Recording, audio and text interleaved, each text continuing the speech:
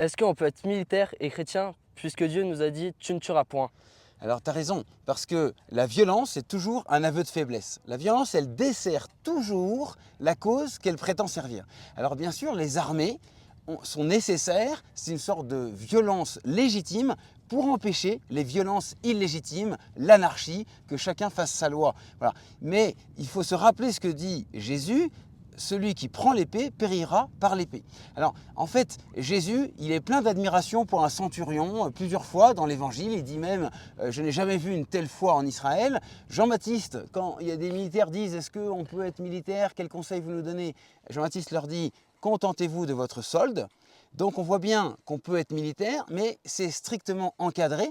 Dans le cadre de la légitime défense, c'est condamné sinon par des crimes de guerre. Alors oui, je dirais qu'il faut qu'il y ait des chrétiens dans l'armée. Il y en a toujours eu, des chrétiens. Au tout départ, ils ne voulaient pas être militaires parce qu'on devait rendre un culte à l'empereur, et ce n'est plus le cas aujourd'hui.